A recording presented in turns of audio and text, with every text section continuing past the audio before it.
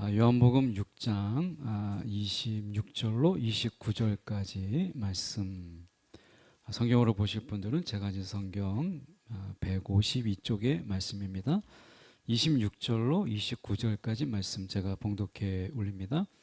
예수께서 대답하여 이르시되 내가 진실로 진실로 너희에게 이르노니 너희가 나를 찾는 것은 표적을 본 까닭이 아니요 떡을 먹고 배부른 까닭이로다. 썩을 양식을 위하여 일하지 말고 영생하도록 있는 양식을 위하여 하라. 이 양식은 인자가 너희에게 주리니 인자는 아버지 하나님께서 인치신 자니라. 그들이 묻되 우리가 어떻게 하여야 하나님의 일을 하오리까? 예수께서 대답하여 이르시되 하나님께서 보내신 이를 믿는 것이 하나님의 일이니라 하시니. 아멘. 오늘 이 말씀 가지고 하나님의 일을 하고자 한다면 이라는 제목으로 함께 말씀을 나누기를 원합니다. 사람의 관심은 늘 빵에 있어요. 그러니까 먹는 거죠.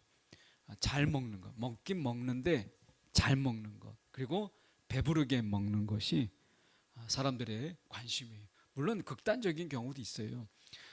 제가 선교지에 가는 곳 중에 한 군데가 우간다 북부의 이 아주마니라고 하는 지역인데요.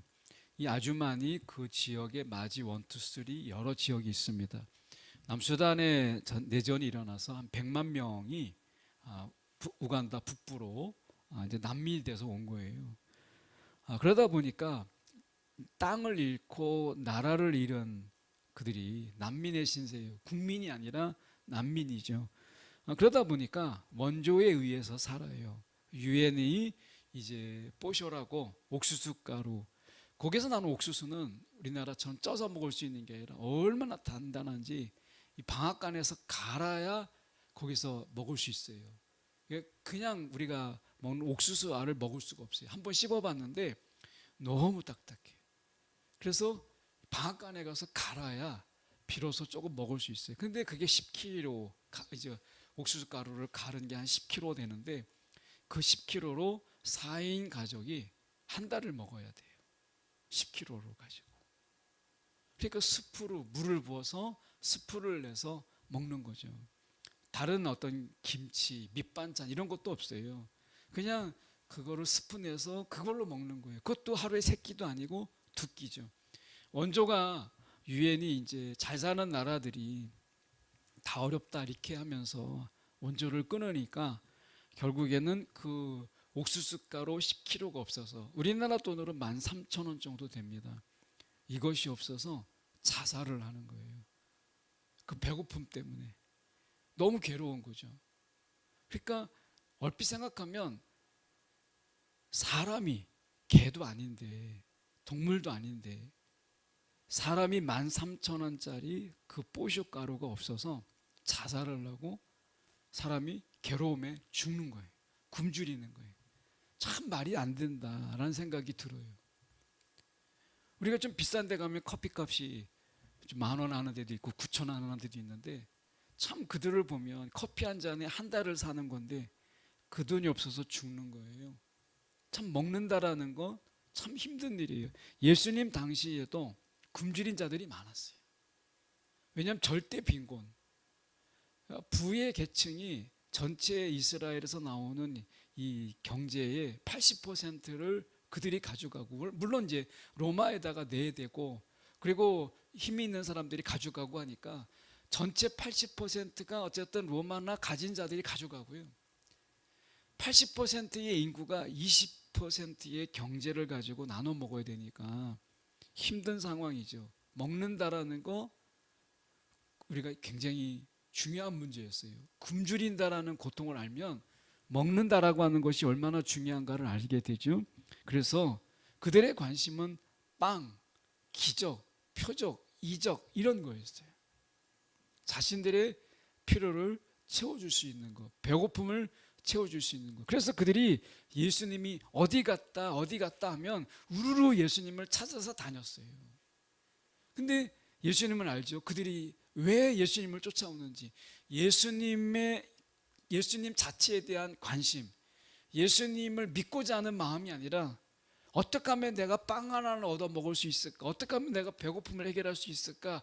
어떻게 하면 기적으로 인해서 병이 낫고 치유되고 내가 회복될 수 있을까? 당장 급한 것, 내 육체에 채우고 낫고 치유되고 하는 것에 관심이 있어서 예수님을 쫓아다녔어요.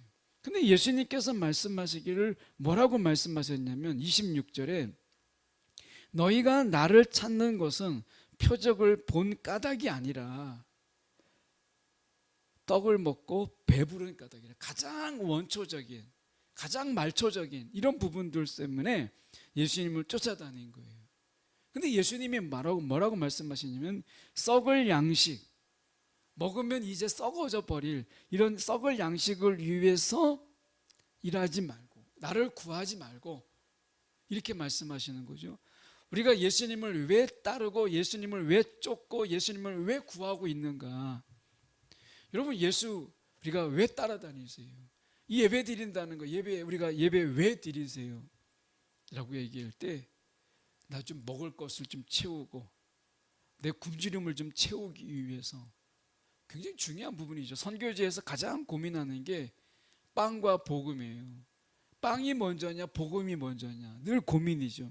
그런데 뽀쇼가 없어서 옥수수 가루가 없어서 죽어가는 사람에게 예수 믿으세요. 예수 믿으면 복을 받습니다. 예수 믿으셔야 됩니다. 이게 너무 멀리 느껴지는 거죠. 그래서 그들에게는 당장 급한 게 먹을 것을 주는 거예요. 근데 먹을 것을 주면 먹을 것만 구해요. 예수는 관심이 없어요. 이게 또 문제예요. 선교지의 늘 딜레마가 결국 빵이냐 복음이냐 이거거든요. 여기 옆에 주변에 교회가 좀 큰 교회가 몇 군데 있죠. 근데 그 중에 한 교회는 예배를 드려야만 2,000원을 줘요. 그냥 오면 안 주고 예배를 어쨌든 드려야 2,000원을 주는 거예요. 근데 그들에게 있어서 예배, 물론 그 중에서 예배 드리다가 찬양 드리다가 예수 믿는 분도 있겠죠. 아마 그걸 바라보고 하는 거겠죠. 그런데 2,000원을 받기 위해서 예배 드리는 그분들이 과연 하나님을 찾을 수 있을까? 주님을 찾을 마음이 있을까? 빨리 끝나라 이렇게만 되지 않겠어요? 여러분, 우리가 어떤 예배를 드리는가? 이 시간만 빨리 지나가라 이런 예배 하나님이 받지 않으시죠. 그리고 하나님이 우리 가운데 그런 예배 드리는 것을 서글퍼하지 않겠어요?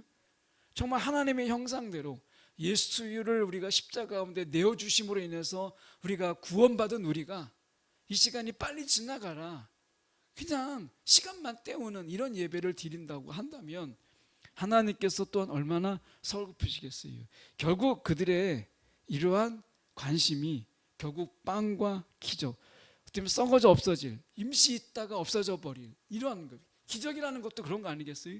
있다가 금방 없어지잖아요. 다시 일상으로 돌아가는 게 기적 아니겠어요? 이런 것을 구하는 그들에게 말씀하시는 거예요. 27절의 말씀이 이렇게 말씀하죠.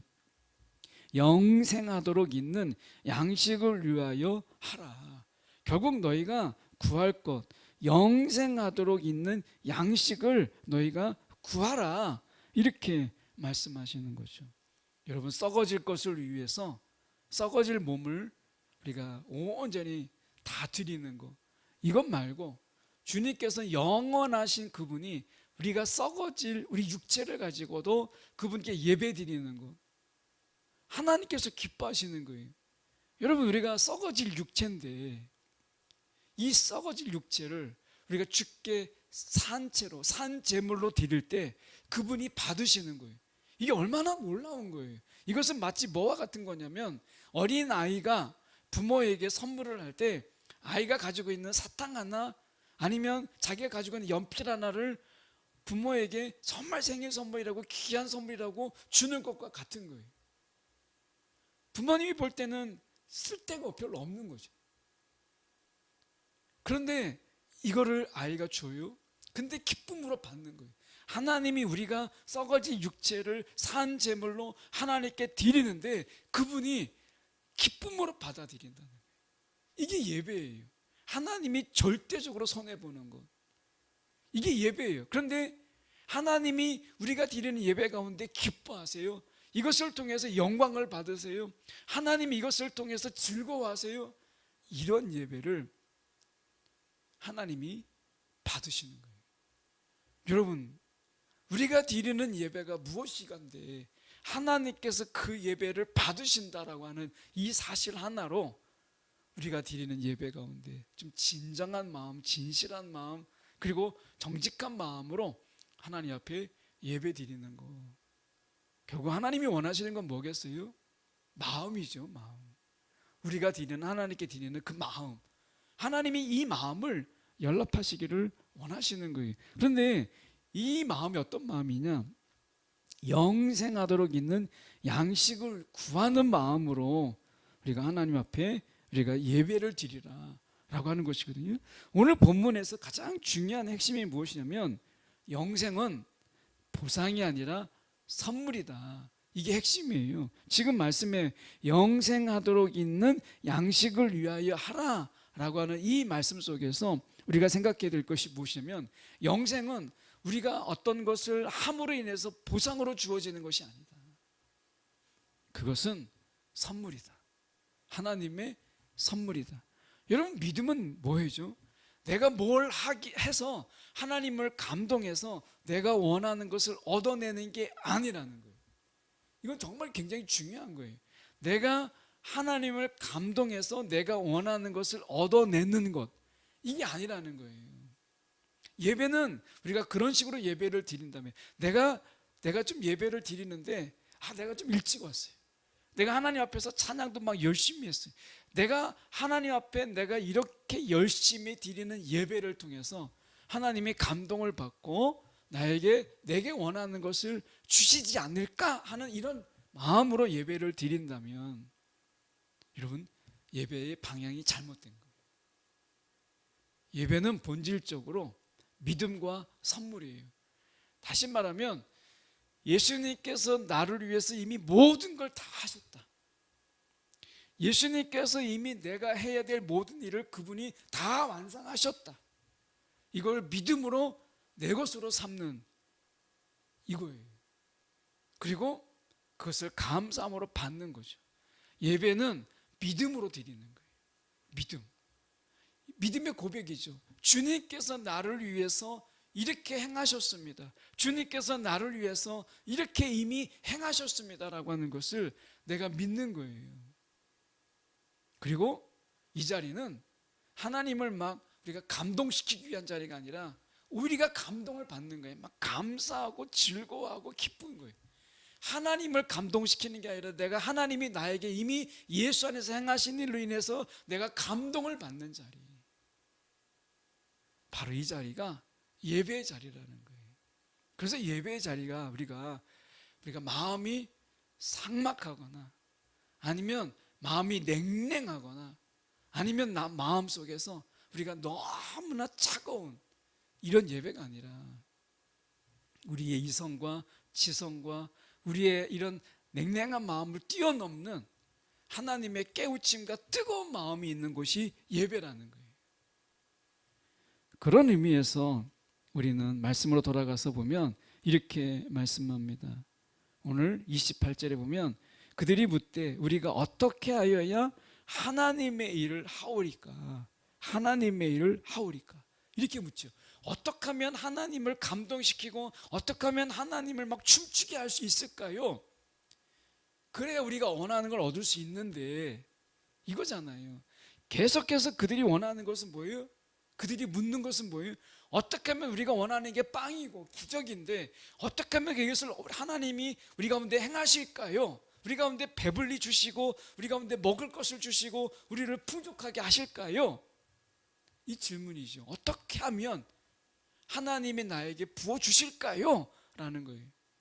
그런데 예수님은 전혀 다른 대답을 하세요. 29절에 보시면 믿는 것, 이게 너의 일이다. 믿는 것, 하나님께서 이미 다 행하셨다. 이것을 믿는 것이다. 믿음이 우리의 일이라는 거예요. 믿음. 여러분, 우리가 믿음 없는 예배, 믿음 없는 기도, 이게 얼마나 큰 문제를 주는지, 우리를 얼마나 지치게 만드는지 지속적인 예배, 지속적인 기도를 하지 못하는 게 뭐죠? 믿음이 없어서 그런 거잖아요. 내가 열심은 있어요. 그런데 믿음이 없어요. 믿음이 없는 기도, 믿음이 없는 예배는 신실하게 우리가 계속되는 예배를 드릴 수가 없다는 거예요. 믿음이라는 거예요. 결국 우리가 해야 될 것이 무엇이냐? 믿는 것이다. 이 믿음이 이것이 중요하다라고 말씀하시는 거죠. 하나님의 요구하시는 이 하나님의 일이라고 하는 이 말은 원어적으로 하나님이 요구하시는 일이요, 하나님이 기뻐하시는 일이다. 그게 뭐냐? 우리의 믿음이라는 거예요. 믿음. 여러분, 하나님이 우리 가운데 원하시는 것은 우리가 대단한 어떤 일을 성취해내는 것, 업적, 성과, 이거는 세상의 일이죠. 세상은 끊임없이 우리 가운데 성과를 묻죠. 그게 성과가 우리에게는 돈이 돼요. 그게 승진이 돼요. 결국 승진이라는 게 뭐겠어요? 더 많은 페이를, 더 많은 권위를 가지고 내가 행할 수 있으면서 누리는 거죠. 그래서 우리는 계속해서 세상은 성과를 요구해요. 그런데 하나님은 우리 가운데 성과를 원하지 않으세요. 우리를 원하는 것은 믿음이에요. 이 차이를 분명히 아셔야 돼요. 하나님이 우리 가운데 원하시는 것은 성과가 아니다. 너 한 주 동안 너 얼마나 벌었어? 너 한 주 동안 너 얼마나 일했어? 이게 아니라는 거예요. 얼마나 하나님을 의지했고 믿었느냐. 우리 가운데 믿음을 물어보세요. 이게 하나님이 기뻐하시고 우리 가운데 요구하시는 거예요. 그럼 뭘 믿느냐? 이게 중요하죠. 요한복음 1장 12절의 말씀에 보면 이런 말씀이 있습니다. 영접하는 자, 그 이름을 믿는 자들에게는 하나님의 자녀가 되는 권세를 주셨다. 자, 여기서 믿는 자 이렇게 얘기하잖아요. 그 이름을 믿는 자들에게, 이것은 다른 성경에 보면 그 이름을 믿는 자들이라는 이 말을 다른 성경에 보면 그를 내 마음속에 맞이한 사람들, 그가 누구겠어요? 예수죠. 예수를 내 마음에 맞이하고 내 마음에 모신 자들, 이거예요.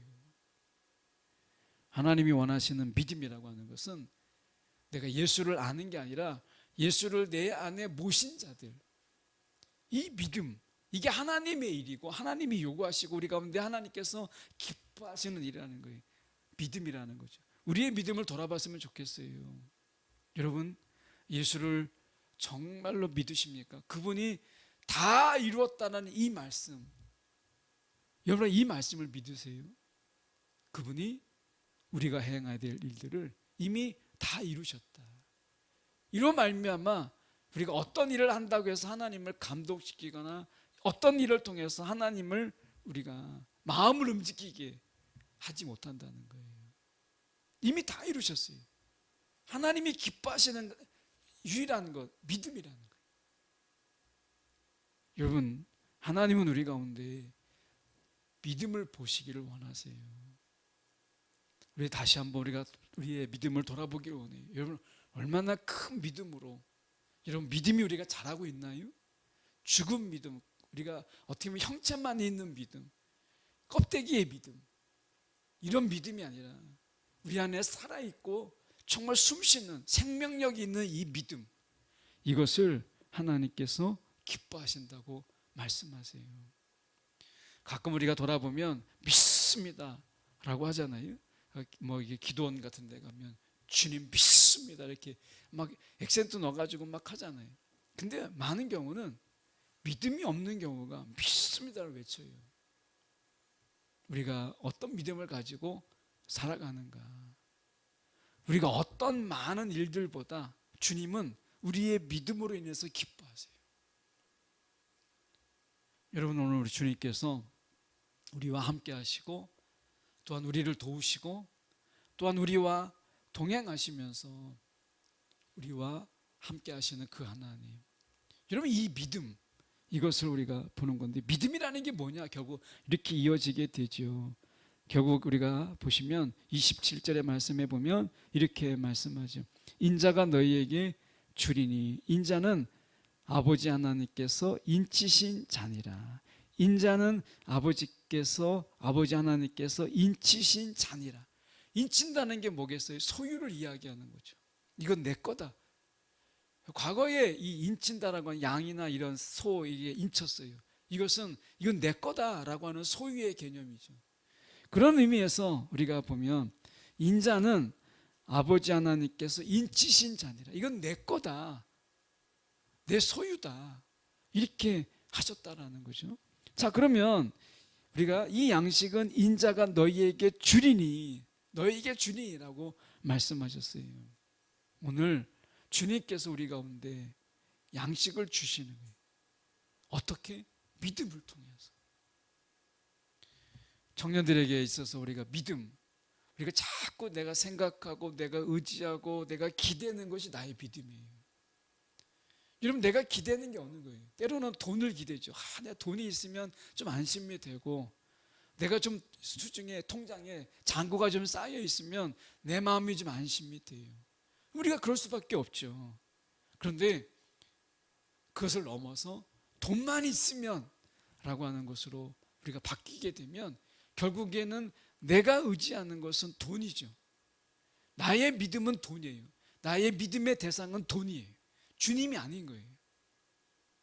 이러한 믿음은 우리가 하나님을 슬프게 만드는 거예요. 오늘 주님께서 우리 가운데 원하시는 것은 온전한 믿음, 우리가 예수를 우리가 온전히 바라보는 이 믿음을 우리 가운데 원하신다는 거죠. 우리의 믿음을 돌아봤으면 좋겠어요. 정직한 마음으로 내가 정말 주님을 의지하고 주님을 바라고 있고, 내가 주님을 향하여서 내 마음이 그쪽으로 온전히 기울어져 있는가라고 하는 것이죠.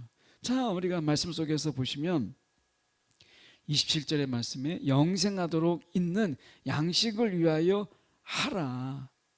결국에는 영생하도록 있는 양식, 이것은 두 가지예요. 결국에는 우리가 말씀을 먹는 거죠.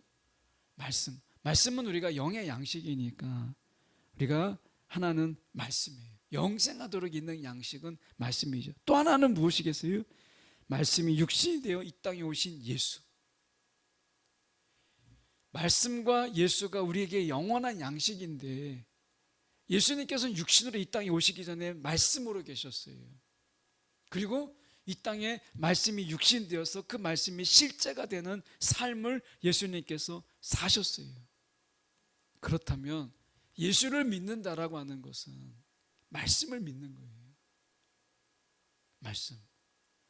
이 말씀이 이 시대에 맞지 않고, 이 말씀이 시대착오적인 것처럼 보이고, 말씀이 이 시대 속에서 전혀 어울리지 않는 말씀이라도 그 말씀을 우리의 영혼의 양식으로 삼는 것, 이거죠. 여러분, 이제 벌써 2월이에요.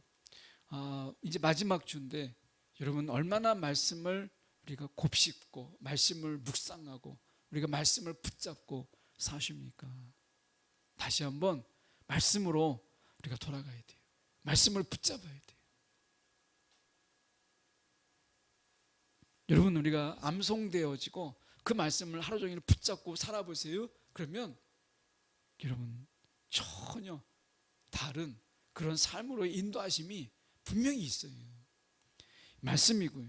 두 번째가 우리가 영원하도록 있는 양식 중에 또 하나는 말씀이 육신도 이 땅에 오신 예수. 예수가 우리의 양식이에요. 결국 예수의 삶을 사는 것, 이것이 우리의 양식이 돼요. 우리가 어떤 삶을 살 것인가? 끊임없는 질문이 필요해요. 예수라면 어떻게 하셨을까? 예수라면 어떻게 하실까? 예수라면 이 시간에 이 순간에 어떻게 결정하셨을까? 이 기도 속에서 내가 예수를 따라하는 거예요. 이게 우리의 양식이라는 거예요. 그러니까 이 말씀 뭐겠어요? 때로는 우리의 삶 속에 기준이 말씀이 되는데, 때로는 말씀이 생각나지 않을 때 여러분 기도하세요. 예수라면 어떻게 하실까? 이 순간에 이런 질문과 기준이 우리의 양식이라는 거예요. 다시 한번 우리가 붙잡아야 될 것이 예수와 말씀이다.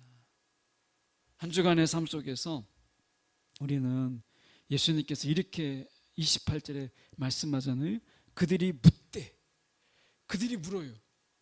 우리가 어떻게 하여야 하나님의 일을 하오리까? 그들의 물음, 예수께 물었다는 것이죠. 오늘도 우리 가운데 예수께 묻는 우리의 삶이 요구돼요. 그러면서 예수님께서 대답하시잖아요. 이게 중요한 거예요. 물었는데 예수님께서 대답하셨다. 지금도 마찬가지죠. 우리의 물음 속에 예수님의 대답이 있어요.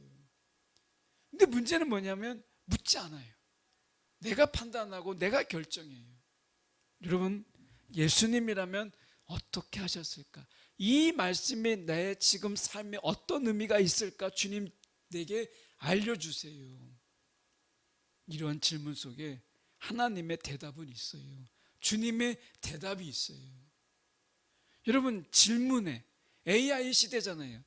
AI가 우리가 있는데 아마 한 번, 두 번 다 써보셨겠죠. 근데 질문을 어떻게 하느냐에 따라서 굉장히 고차원적인 대답이 있고, 질문을 어떻게 하느냐에 따라서 굉장히 어리석은 대답이 있을 수도 있어요. 이 후배 목사님이 AI가 있다고 그래가지고 한번 물어봤대요. 설교를 준비하면서. 그런데 너무나 천박하고 수준이 낮은 대답을 하길래, 야, AI가 별거 아니구나 이렇게 생각했다는 거예요. 근데 노회에서 AI 활용으로 인한 이런 어떻게 보면 설교법 이렇게 해가지고 지금은 이 AI를 활용한 설교법을 이제 노회에서 가르칠 정도로 그 세미나를 갔다 왔다는 거예요. 갔다 왔는데 자기가 보니까 질문을 너무나 엉터리로 한 거예요.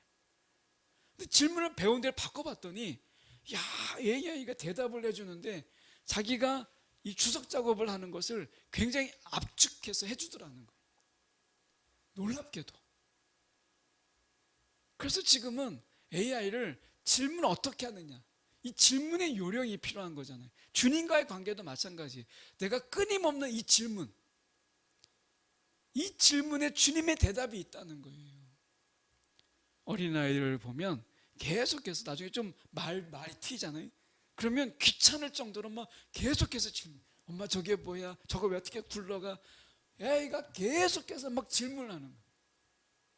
근데 그 대답을 통해서 아이가 어떻게 대답해 주느냐, 이거에 따라서 아이가 정말 성장이 급성장을 하기도 하고 아이가 바보가 되기도 해요. 아이의 질문에 내가 어떻게 대답해 주느냐, 이거 다 다르거든요. 주님은요, 우리가 믿는 주님은 우리의 질문에 정말 적절하게 대답을 하시는 분이라는 거예요. 여러분, 오늘 영원한 양식 말씀을 붙잡고 질문하세요. 예수께 물으세요. 묻는 자의 삶을 사는 것. 믿음 안에서 우리가 질문하는 자의 삶을 사는 것, 이것이 중요한 거예요. 여러분, 질문이 있으십니까? 예수님께 여러분 물음이 있으십니까? 예수님께 물을 필요도 없고 그분께 내가 여쭤볼 필요도 없는 질문 없는 인생, 그게 아니라 오늘 끊임없이 예수께 묻는, 말씀을 붙잡고 묻는, 말씀을 우리가 붙잡는다는 것은 질문이 생긴다는 거잖아요. 말씀을 묵상해 보세요. 그러면 당연히 따라오는 질문이 생겨요. 이 말씀이 이 세상을 살아가는 가운데 정말 어울리나? 이 말씀으로 살아간다는 것이 나에게 어떤 의미가 있을까? 말씀을 묵상하면 질문이 생겨요. 답이 아니라 질문이 생기죠. 근데 답은 누가 해요? 예수께서 하세요. 그래서 양식인 거예요. 우리의 질문에 AI가 대답을 하는 것처럼 예수께서 대답을 하세요. AI가 줄 수 없는 대답을 예수께서 하시는 거예요. AI에게 묻지 말고 예수께 물으세요. 말씀을 가지고 답을 내지 말고 말씀을 가지고 예수께 물으세요. 여러분, 묵상한다는 것은 어떤 의미가 있느냐? 질문을 다르게 한다는 거예요. 우리의 묵상이 질문을 다르게 해요. 이것이 묵상의 힘이에요. 여러분, 오늘 말씀을 붙잡고 예수께 물으세요. 그리고 그 대답으로 살아가세요. 그러면 우리의 삶의 방향이 다르고 우리의 행함이 달라져요. 묻지 않는다는 데 문제가 있다는 거예요. 예, 질문하지 않아요. 내가 결정하고 내가 판단하고 그러면서 예수께 영광을 받기를 원하는 것. 여러분 이게 어리석은 거잖아요. 그분께 질문하고 그분의 답대로 살아갈 때 그분의 영광이 되는 거죠. 여러분 AI가 여러분 세상 속에서 많은 사람들의 관심을 갖는 게 뭐겠어요? 그 대답 때문에 그런 거예요. 그 신속한 대답. 이것 때문에 그런 거죠. 오늘 우리가 예수께 얼마나 많은, 우리가 믿는 예수께 얼마나 많은 질문을 가지고 살아가는가. 삶은 끊임없이 우리 가운데 질문케 하잖아요. 세상은 우리 가운데 끊임없이 질문하게 해요. 우리가 말씀을 묵상하는 가운데 보다 높은, 차원 높은, 보다 영적인 질문들이 주께 있는 그런 저와 여러분이 되기 원해요. 질문하는 자로 살자. 함께 저희가 나눠봅니다.